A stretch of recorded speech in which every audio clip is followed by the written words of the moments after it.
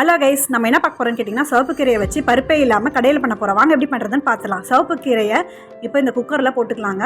Cut பண்ணி வச்சுருக்கதை 2 பச்சை மிளகா உள்ள சேர்த்துக்கலாம். ஒரு 1/2 கப் தக்காளி, ஒரு 1/2 கப் வெங்காயம், தேவையான அளவு சால்ட்டு, கீரை வேவறதுக்கு தேவையான அளவு 2 டம்ளர் தண்ணி சேர்த்து உப்பு போட்டுக்கலாங்க தேவையான அளவு.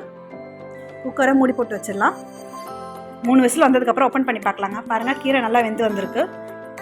இப்போது இந்த தண்ணியெல்லாம் எடுத்துகிட்டு கீரையை மட்டும் மிக்ஸி ஜாரில் போட்டு கிரைண்ட் பண்ணிட்டு வந்துடலாம்.